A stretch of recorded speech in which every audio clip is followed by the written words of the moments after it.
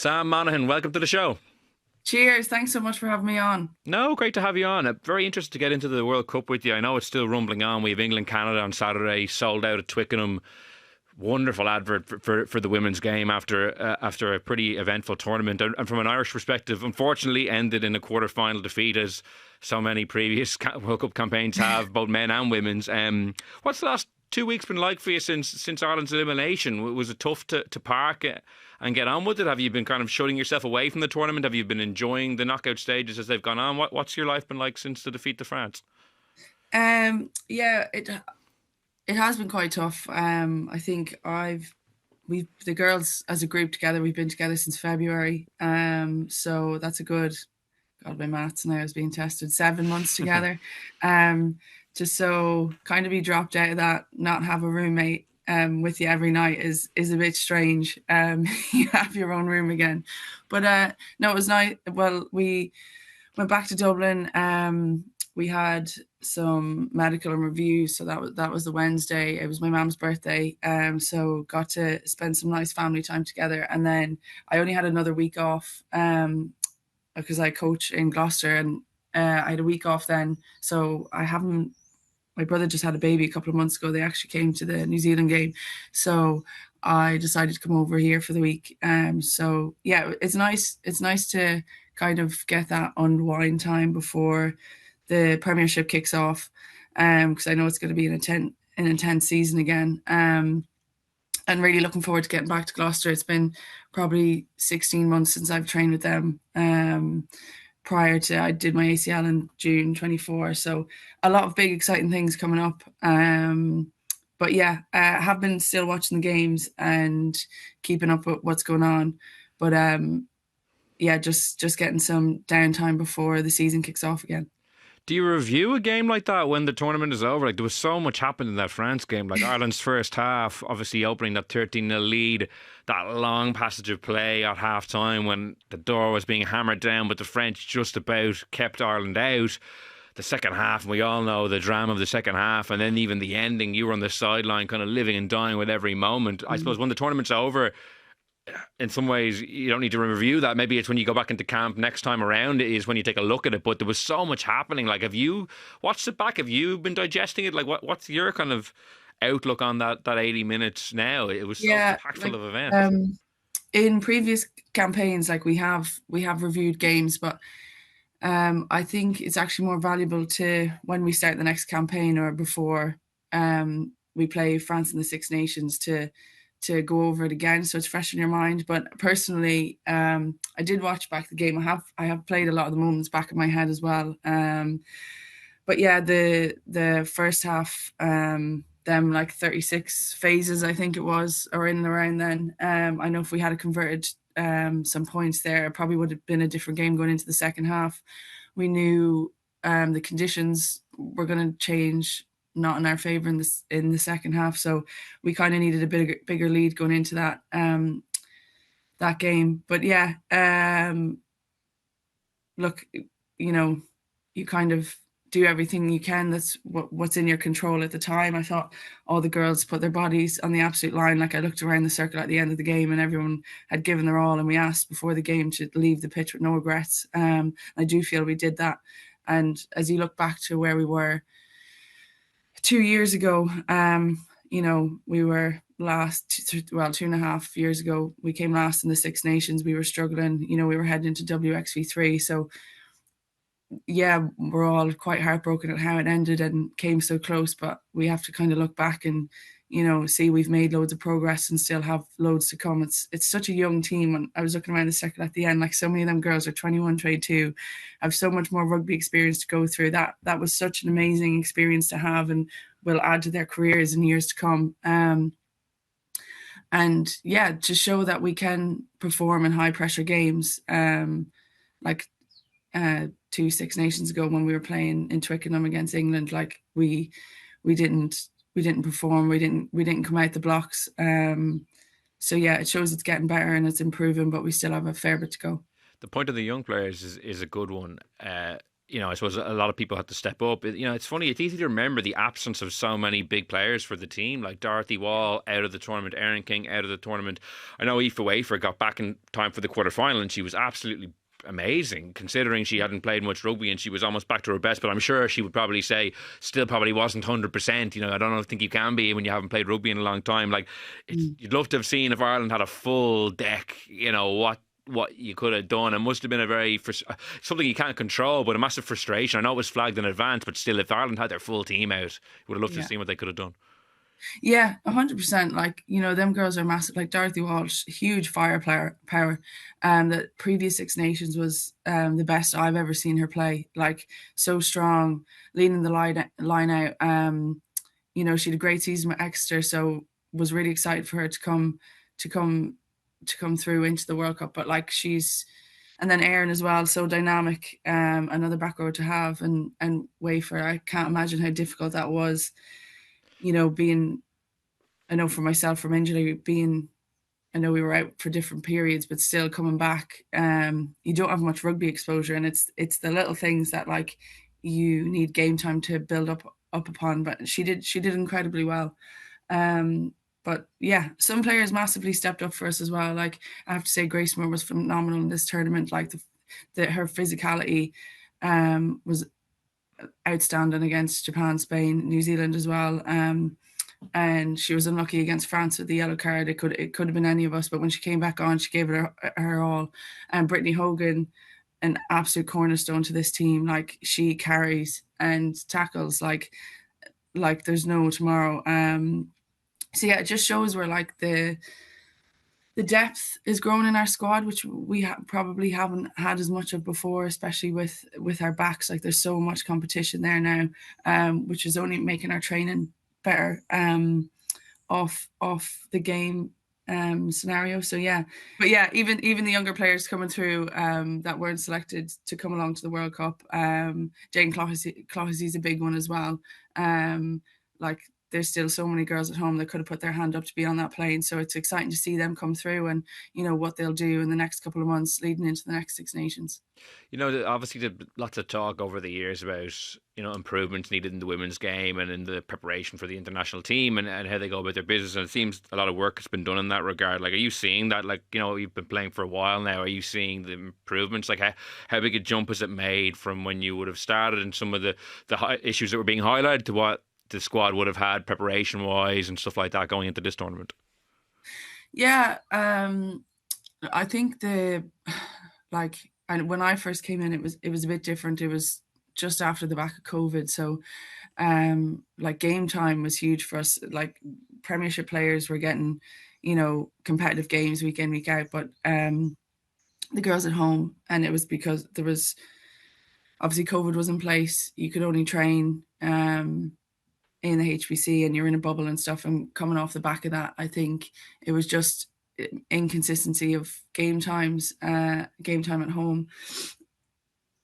But coming up through the last couple of years, like having the Celtic Challenge, yeah, it's been really good for like consistent game time.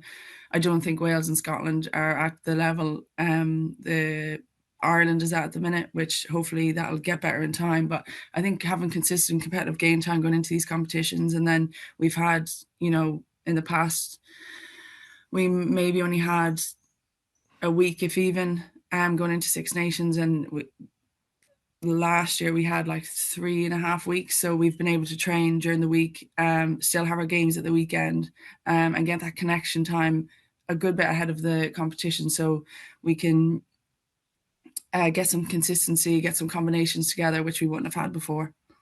Yeah. Just to go back to the France game for a second, obviously the Aoife Wafer biting Yeah, incident was something that everyone was kind of caught off guard by. It's not something you see very often, if yeah. ever, during a game, and the footage was just so stark. And I know you, as the captain, were kind of at the centre of discussing it with the referee. Like, can you just take us back to that moment and Aoife coming up to you and telling you and how it all unfolded? Because I'm sure people listening would have maybe seen the aftermath if they didn't see it live, and might be curious about how it all played out. Like from your perspective, how did that unfold? Yeah, so I was at the side of the ruck, and Aoife had just gotten a turnover, and then I turned around and she was on the floor. And any time there's an incident, we get the players to go straight to the captain who's speaking to the referee at the time, report the incident so we can get direct messages to the referee and ask them to check TMO or speak to them about the allegation. So Aoife came up to me and she's like, I've just been bitten. So I turned around to see who was there or around her and quickly looked at her arm. I wanted to get straight to the referee because she'd been asking us to speed up our process. So I spoke to her and I said, look, Aoife said she's been bitten on the arm by one of the French players. Can we have the TMO to check it, please? And she told me to trust the process and that they would. I can't exactly remember her exact words after that, but it was to trust the process, and then along the lines of, it'll be taken care of if there was anything seen. So yeah, we did everything we could that was in our control. And I suppose after the game, I had a Zoom call with the site and commission officer and had to just report what I saw, how I spoke to the referee, and it's out of our hands really. Then as in you say, I thought if it was seen, it would have been taken up, but I don't know what the communication was there afterwards, or how it wasn't seen, or the angle they had, because it was shown up on the big screen behind us. So yeah, look, it's again at that point it was out of our control. We did what we could to report, but yeah. Yeah, has it crossed your mind since that, some people have said, oh, you guys should have been like, we're not playing on until this is looked at. Like, this is such a serious incident. Like, I think that's kind of unfair to say in the aftermath, to point to the captain saying you should have done this or that, because it's hard to know exactly what happened in the heat of the moment. But I suppose looking back, would you have wished you maybe took a stronger stance and said, look, we're not playing on until this is checked. Like, she's been bitten. This is serious. Yeah, look, it was I had asked a second time in the game about it again. So from that point, I felt like I could do everything I could do in that moment in time, and I don't know what was seen. Again, I couldn't see the camera angle of what the TMO had seen or had been picked up. But yeah, look, it is disappointing. It is like a serious allegation. It's not what you want rugby to be seen for either, but I did everything I could at the time, and spoke to the referee, and we got the information to her pretty quickly. So yeah. Was it something that was talked about much afterwards amongst the players? Uh, not hugely. No. Like I went in and I had after the game I had media to do, so I didn't get into the dressing room till a good half an hour after, and yeah, look, it's just one of them frustrating things. Like if it had been dealt with at the time, it would have been a different game, but it wasn't. We can't change that now, unfortunately. But hopefully, going forward, it's things are looked at a bit more carefully. Yeah, it was certainly eye-catching, to say the very least, like that it wasn't picked up in real time. And as you say, I think they'll have to be much more stringent to make sure incidents like that don't go missed at the time. So Axel Bertholomew ended up getting a 12-week ban initially, appealed down to 9 weeks, which is, I think, generous to get 3 weeks off considering the severity of the incident, but that's what happened. I suppose, so ultimately, as you say, like, the quarterfinal legs are disappointing, but the effort put in and how close you were to beating France, who pushed England so close last weekend, and Yeah. probably unlucky with a TMO call there as well. There was a knock on in the first half that was missed that led to an English try. So, like, there must be good vibes around the team. Like, what's your hope going forward, say, into the next international window? What are the kind of the growth areas do you think that Ireland can pick up on? Yeah, I think our set pieces come on huge the last couple of years. Like you could see in that we were very dominant in the scrum and line out from that France game, and it was something, especially after we played New Zealand, we were quite disappointed because we knew we had so much in us, and like we left so much out there, and that's something we really didn't want to do against France. Going forward, yeah, I think we again, it's all like for me anyway. Like personally. I hadn't played in 14 months, so getting game time back under my belt, going back into the Premiership, and the girls at home as well playing in the Celtic Challenge. That just more experiences of high pressure rugby going in. I know next six stations, like we're aiming to, we want to aim further than what we've gone before. So getting past third, getting up into beating them top tier teams. So yeah, France will definitely be a big one. We'll be looking at in the Six Nations next year, probably a bit of a revenge for that game, which is it's great for the Six Nations going forward. Like all the teams are getting more competitive. Scotland done quite well in this campaign as well, and yeah, just getting more competitive games under our belts and improving as a team. I know the girls have a couple of weeks off now; they're off for a bit longer than the girls in the Prem. But I'm sure they'll come back fresh and hungry and ready for more. What's life like in the Premiership? Obviously, it's the marquee women's league. Like, England, everyone who's seen the tournament and who's watched women's rugby in the last, God knows, 6, 7, 8 years know how strong the English setup is and how many good players they have. Like, what's life like there? How much do you feel like you're growing as a player, playing with the best week in, week out? Yeah, I think it was great for me for where I was at my rugby career. Like I started rugby quite late. I was in my mid 20s, so I needed to learn really fast and probably get as much game time as I could as quickly as possible. And yeah, it's really competitive. I think we've 29 internationals at Gloucester, between England, Wales, Ireland, Scotland, and yeah, it's just to be around other nations and seeing how other people play and playing against them week in, week out, like you're playing against Canadians, Americans. I know there's a few Kiwis coming over this year as well. So to be playing against all them different nationalities and different systems, I find quite beneficial for my game, and learning off the other players around me and coaching and being in a full time environment. Like club, the day training is huge. Like you get to work on them skills that in like them kind of low level skills that in like a high pressured probably international environment that you wouldn't have as much time to do because you're working on your big rocks. So yeah, I love it. Like it's this year I think it's only getting better as well. Like I know some teams have made some huge signings, which is really exciting for them. Sale and Ealing too. So yeah, I think it's only growing and getting better and it's getting tougher. You can see the last couple of years, like the top four has been more challenging to get into. So like you can't take any game in hand. So yeah, really looking forward to this season. I know it's going to be an exciting one. I haven't personally played with them for the last couple of months, so looking back to getting into a Gloucester jersey and playing with the girls again. And like, what's the dynamic is interesting in the Ireland setup in that obviously there's a number of players like yourself playing in England, getting exposed to that environment and all the great players over there. And then there's a huge cohort then who are playing in the Celtic Challenge in Ireland. And as you mentioned, Scotland and Wales not being as competitive. Like it's unfortunate that the best way to probably grow as a player in some ways is to go and play in England. Whereas ideally, like, say in the men's game, we have all our best players playing in Ireland week in, week out, so we can see them and, young people can get inspired by them. It's kind of a frustration, I suppose, just where women's game is at the moment, that for a lot of players, the best pathway is unfortunately in England. Yeah. I guess it depends on the players' circumstances as well. Like, what's best suited to them. It's I'd say there's just that gap at the minute in the Celtic Challenge, which they are growing. You can see over the last couple of years it has gotten better, and it was never gonna be, no league has ever hit the ground running that hard where it's up there with your Premiership.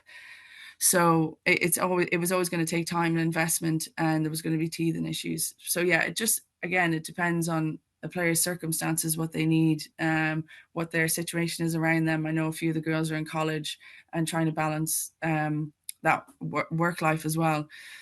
So it really depends on the individual, and what they need. I know it's exciting for Aoife. She's signed for Quins this season, which is great for her to be in exposed to a different environment, and yeah, that competitive game time week in, week out. So I asked you like a few minutes ago about, I suppose, the growth areas for the team. what do you think is the growth areas generally for the women's rugby sphere in Ireland? Like obviously World Cup, a lot of interest. The Six Nations gets a lot of interest. I know there's a game in the Aviva Stadium next year, which is going to be great. It'll be a great opportunity to get a big crowd there and kind of build momentum there. Well, kind of, what would you like to see happen, or what do you think is the best way to kind of keep women's rugby in the shop window longer? I suppose as we mentioned there, the Celtic Challenge is still growing, so that it doesn't probably have that club presence kind of on a weekly basis that you'd ideally like. But what would you like to see happen, or where do you think the sport can go in the short to medium term after the kind of the shop window that was the World Cup? Yeah, look, from the rugby we played and what people see we can do, I hope we've inspired, clubs around the world to really invest in their women's clubs around Ireland to really invest in their women's programs. I can see it in Navan, like Jackie Shields. I've never actually played for Navan, but I go down there quite a bit to see how the girls are getting on, and the numbers have only doubled over the last year. She's doing a great job, and it just shows what she's doing down there and how care and investment into the women's program. And now they haven't got a whole load of investment, but they've gotten a bit in how they can grow and get better. And they're winning cups and they're building momentum down there, and hopefully that will increase with like sponsorship and stuff. In terms of the women games in general, I have never played at home in Ireland. So I'm basing off this experience from being in England. I coach in the university.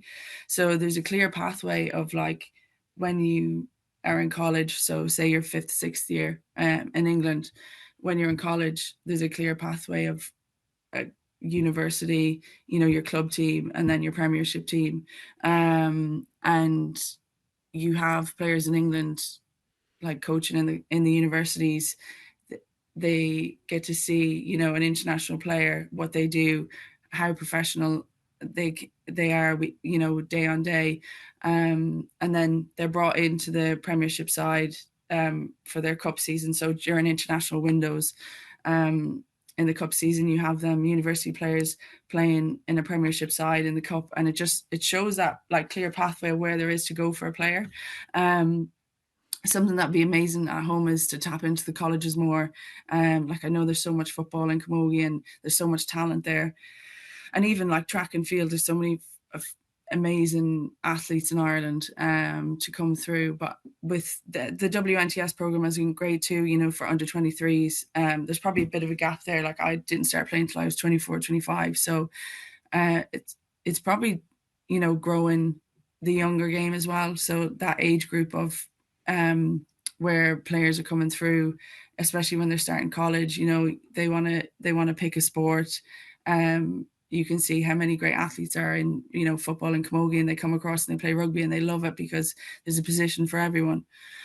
So yeah, maybe a bit of a highlight on the college system, growing that more, putting more investment in there, keep growing the WNTS throughout the provinces. I know there's been some amazing numbers this over the summer, especially from Leinster and Munster, of girls coming through, and the player pool they have now in comparison to 5-6 years ago. Yeah, well, to be fair, you put forward a good few options there. So I think if anyone's listening, I think you have a few potential avenues of growth. Just before we finish up, England Canada tomorrow. I'm fascinated by this game. Canada. I watched the warm up game, Canada Ireland. Just get a sense of it before the tournament. They impressed me. Would I have said then that they would beat New Zealand comfortably, relatively, and get to the final? I don't know if I would have. And England in Twickenham with a full house. Part of me thinks that it could be the day they just kind of like let the shackles off and kind of confirm that they are the best team. But there's this nagging sense, kind of a little like Leinster in a final or something like that. Until you see them get over the line, even though they've been really good, you just don't know if you can trust them fully. Like, well, where are you falling on this one? Like, do you think, is it England's day finally, or will the pressure get to them? Because Canada, I'm seeing a lot of people kind of talking Canada up actually under the radar. Yeah, look, I think like kind of they've been amazing, and they've so much to play for. Like they're playing for fun and they're playing for the future of Canadian the women's game. Hopefully after this they'll get more support from their union and the country itself. So they've had like this thing to galvanize them and really, really play for. Which I think you can see throughout their performances. Like, they're so passionate, they're so hardworking, they're playing for the future of their game, essentially. So yeah, they can be dangerous. They're very physical. I've been off the back of one of their games. They're very fast. Anyone likes to play from anywhere, and I think they could disjoint England's defence a bit. England are very strong. They have serious depth in their squad. Like, I was looking at their bench just there this morning, and you have players like Holly Aitchison on the bench, Sarah Byrne. So for them to come on after deep into the second half, they're game changers as well, is what you need. In dire minutes of the game, I think it's going to be really close. I think it's going to come down to a number of points, and who can probably get the better start. I think it's something you've seen in a good few of the World Cup games, is like, trying to get that strong start and a foothold into the game, getting a bit more confidence, and then growing throughout the game. But yeah, I'm really looking forward to it. It should be a brilliant game. Surely England can't lose. It's at home at Twickenham, a full house. Like, they've won every game since the last World Cup final. Before that World Cup final, yeah. Before that World Cup final, they'd won so many games in a row as well. Like, it's just like, they've invested so heavily. They brought in John Mitchell. I just feel like if they don't win now at home, I don't know. Yeah. Look, I don't want to call it for definite. My gut feeling is saying, England will hold out to the end. They've got some amazing players, like some amazing leadership, and you can see that. Like Zoe Aldercroft, I played with her at Gloucester, and she would honestly run through a brick wall for the person beside her. And just the experience they have, like, some of their players have been to 4 or 5 World Cups. So to that stand to, and even, to be around, train around every day, like they've so much rugby experiences, which will stand to them in the last minute of the game, how to control a game into them dire minutes, on what you need if you need, to go for points. So yeah, it's going to be a really exciting game, and definitely one in years to come to remember. A sold out game at Twickenham, like, you can't really get much better than that, can you? Unbelievable, yeah. And if the game is close going into the last 10, 15 minutes, God, the pressure. Yeah, I hope it is too. The pressure on England, though, then it'll become extreme. Like, even when New Zealand won their World Cup at home in the men's game, like in 2011, the pressure, even though it was in Eden Park, the pressure to deliver, and it was a similar scenario maybe to England going into tomorrow's game. But yeah, it's the final that the tournament deserves, and be very interesting to see how it plays out. Sam, so great to get your insight into Ireland's campaign, into the game on Saturday. Best of luck with everything going forward. Oh, cheers. Thanks so much for having me on. I've really enjoyed my time, and best of luck. Cheers. My pleasure. See you, Sam. Cheers.